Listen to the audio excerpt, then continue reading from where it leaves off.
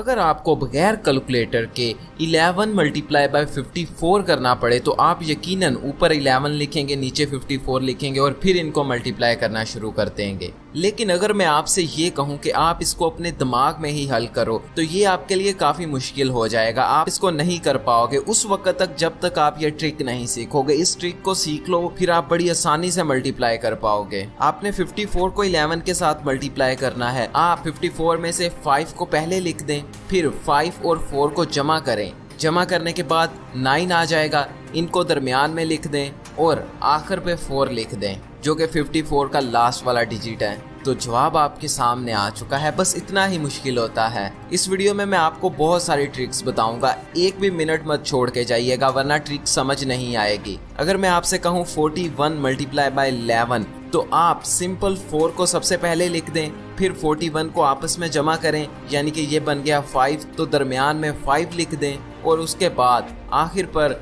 41 का आखिरी डिजिट यानी कि 1 उसको लिख दें। ये लें, आपका जवाब आ गया। इस तरीके में एक ये खामी है कि आप 11 के साथ मल्टीप्लाई करते वक्त इसको इस्तेमाल कर सकते हैं, लेकिन आगे आने वाली ट्रिक्स में मैं आपको बताऊंगा कि अपने दिमाग में ही किस तरह मल्टीप्लिकेशन करें और दूसरी बहुत सारी ट्रिक्स बताने वाला हूं। अगर आपने 23 को 11 के साथ मल्टीप्लाई करना है तो सबसे पहले 2 आ जाएगा, 23 आपस में जमा होंगे, 5 आ जाएगा, फिर 23 का आखिरी डिजिट 3, तो ये लीजिए जवाब आ गया। अगली एग्जाम्पल थोड़ी सी मुश्किल है। 82 मल्टीप्लाई बाय 11, सबसे पहले 8 लिख दें और जब हम इनको आपस में जमा करते हैं तो हमारे पास 10 आ गया। क्या अब हम यहाँ पर 10 लिख देंगे? नहीं, हम सिर्फ 0 लिखेंगे और जो 1 बच गया है उसको 7 वाले हिस्से में जमा कर देंगे और आखिरी डिजिट को उसी तरह नीचे ले आएंगे। 47 मल्टीप्लाई बाय 11, 4 उसी तरह लिख दिया, इनको आपस में जमा किया, 11 आ गया। यहाँ पर दरमियान में हम सिर्फ आखिरी वाला हिस्सा लिखेंगे,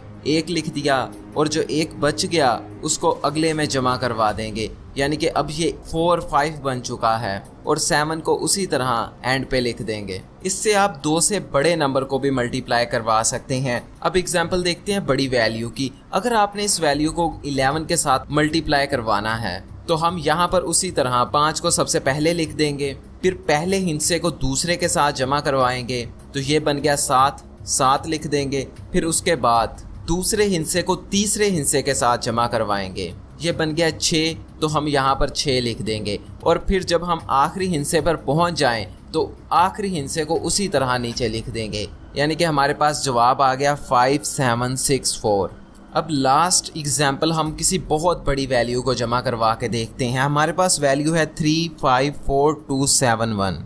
यहाँ सबसे पहले 3 उसी तरह आ गया, फिर पहले हिस्से को दूसरे के साथ जमा किया तो 8 आ गया, फिर दूसरे हिस्से को तीसरे के साथ जमा किया तो 9 आ गया, तीसरे हिस्से को चौथे के साथ जमा किया 6 आ गया, चौथे को पांचवें के साथ जमा किया 9 आ गया, पांचवें को छठे के साथ जमा किया 8 आ गया और आगे अब कोई हिस्सा नहीं बचा तो लास्ट वाला हिस्सा उसी तरह आ गया। अगर आपको इन दोनों को मल्टीप्लाई करवाना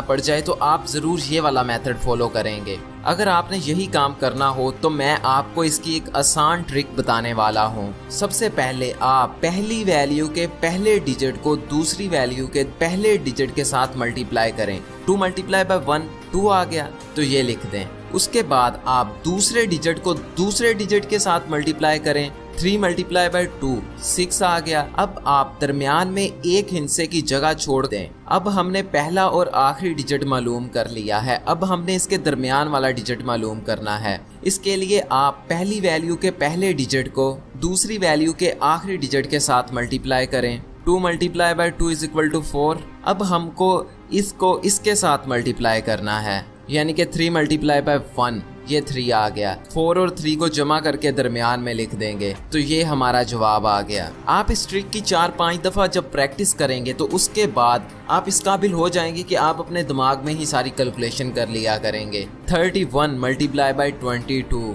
पहले डिजिट को पहले के साथ मल्टीप्लाई किया, जवाब आ गया 6 लिख दें, दरमियान में एक डिजिट की जगह छोड़ दें और फिर दूसरे डिजिट को दूसरे के साथ मल्टीप्लाई करें। 1 मल्टीप्लाई बाय 2 लिख दें। अब दरमियान वाले डिजिट के लिए आप इसको इसके साथ मल्टीप्लाई करवाएं और फिर इसको इसके साथ मल्टीप्लाई करवाएं। और अब इन दोनों वैल्यू को जमा कर दें और दरमियान में लिख दें। अब मैं थोड़ा सा डिफ़िकल्ट क्वेश्चन आपके साथ शेयर करता हूँ। इसको जानने के बाद आप 2 डिजिट मल्टीप्लिकेशन अपने जहन में ही कर लिया करोगे। 23 मल्टीप्लाई बाय 24 करने में तो ये बहुत आसान है, लेकिन इसके अंदर सिर्फ एक ही नई चीज़ है। सबसे पहले उसी तरह पहले को पहले के साथ मल्टीप्लाई करवाया, 4 लिख दें। अब दूसरे को दूसरे के साथ मल्टीप्लाई कर दें, तो 3 multiply by 4 is equal to 12। तो क्या अब हम यहाँ पे एक डिजिट की जगह छोड़ के 12 लिख देंगे? नहीं, हम सिर्फ 2 लिखेंगे और जो 1 है उसको दरमियान वाले हिस्से में कैरी कर देंगे। अब दरमियान वाला डिजिट मालूम करने के लिए आप पहले को आखिरी के साथ मल्टीप्लाई करें, फिर दोनों दरमियान वालों को मल्टीप्लाई करें और इनको जमा कर दें। ये 14 बन गया और आप इस 14 में वो 1 को भी जमा कर दें। अब ये 15 बन गया। अब यहाँ पर भी हमने 2 डिजिट नहीं लिखने, सिर्फ 1 लिखना है। यहाँ पे अब हम 5 लिखेंगे और 1 को अगले वाले हिस्से के साथ जमा कर देंगे। तो ये जवाब आपका आ चुका है। इस मेथड पर आप प्रैक्टिस करेंगे तो एकदम सीख जाएंगे। लेकिन जो अगला मेथड है, इससे एक 8 साल का बच्चा भी बड़ी आसानी के साथ बड़े से बड़े हिस्से की मल्टीप्लिकेशन कर सकेगा, और वो भी बहुत आसानी के साथ। हमारे पास एक सवाल है 31 मल्टीप्लाई बाय 12। सबसे पहले आपने 3 के लिए 3 लाइंस लगा देनी है और उसके बाद 1 के लिए 1 लाइन लगा देनी है, और फिर 12 की दूसरी जानिब आपने 1 के लिए 1 लाइन लगा देनी है और 2 के लिए 2 लाइनें लगा देनी है। अब हमने देखना है कि हमारी लाइनें कहाँ कहाँ पर इंटरसेक्ट कर रही हैं, एक दूसरे को कहाँ कहाँ पर काट रही हैं। सबसे पहले ये लाइन 2 जगह पे मिल रही है तो हमने 2 लिख देना है। उसके बाद हमने दरमियान वाली लाइनों को काउंट करना है, ऊपर वाली भी और नीचे वाली भी। तो टोटल 7 बन गया, हम यहाँ पर 7 लिख देंगे। और फिर इसी तरह इनको काउंट कर लेना है। ये 3 जगह पे टकरा रही हैं, तो ये लीजिए, ये आ गया आंसर। ये बस इतना ही आसान है। जब आप इसको प्रैक्टिस करेंगे तो आप कुछ ही लाइनें खींचेंगे और बड़ी बड़ी मल्टीप्लिकेशंस कर देंगे। अब हमने 22 को मल्टीप्लाई करना है 23 के साथ। सबसे पहले हम 22 की लाइनें उसकी ऑपोजिट डायरेक्शन में लगा देते हैं। 2 लाइनें, थोड़ा सा फासला छोड़ के 2 लाइनें। अब इसी तरह हम 23 की लाइनें भी लगा देते हैं, 3 लाइनें और फिर फासला छोड़ के 2 लाइनें। अब हम फिर से काउंट करेंगे इन लाइनों ने आपस में कितनी बार काटा है, 6 आ गया। फिर हमने दरमियान वाले सारे डॉट्स को जमा किया तो हमारे पास 10 आ गया। अब यहाँ पर हम 10 नहीं लिखेंगे, बल्कि 10 का सिर्फ आखिरी डिजिट यानी कि 0 लिखेंगे और जो 1 है वो अगली वाली वैल्यू में जमा कर देंगे। और अगली वाली वैल्यू में काटा है 4 बार और इसमें 1 को जमा करेंगे 5 बार बन गया। तो ये लीजिए, आपका आंसर आ गया। मुझे पता है ये ट्रिक आपको बहुत अच्छी लग रही है, इसलिए अभी सब्सक्राइब कर लें और जो बेल है उसको नहीं भूलना, लाजमन बेल को ऑन कर देना है। आप इस मेथड के जरिए जितनी बड़ी मर्जी रकम को मल्टीप्लाई कर सकते हैं। अगली एग्जांपल है 213 मल्टीप्लाई बाय 422। अब हम 2, 1, 3 को लाइनों की सूरत में ड्रा कर लेते हैं और फिर 4, 2, 2 को लाइनों की सूरत में ड्रा कर लेते हैं। सबसे पहले आपने इनको जमा किया, इनका जवाब 6 आ गया, आप 6 लिख दें। फिर दूसरे वाले डॉट्स को जमा करते हैं तो ये बन जाते हैं 8, फिर आप 8 लिख दें। फिर हम इनको जमा करते हैं तो ये बन जाते हैं 18, आप इसमें सिर्फ 8 लिखेंगे और जो 1 है उसको अगले वाले डॉट्स में जमा कर देंगे। और अगले वाले डॉट्स को जमा करने पे बन रहा है 8 और पिछले वाला 1 आ गया 9, तो यहाँ पर आप 9 लिख दें। और अगले वाली लाइन का 8 बन गया, यहाँ पर 8 लिख दें। तो ये रहा आपका जवाब। ये बस इतना ही आसान है। आप हर जगह डॉट्स को काउंट करने की बजाय आप ये वाली लाइनों को गिन लो और ये वाली लाइनों को गिन लो और बाद में इन दोनों को आपस में मल्टीप्लाई करवा दो, तो जवाब बिल्कुल सेम आएगा। इससे आपका बहुत ज़्यादा टाइम बच जाएगा और आप चुटकियों में किसी भी सवाल को हल कर देंगे। ये तरीका सच में अच्छा है। आप अपने टीचर्स को ज़रूर बताइएगा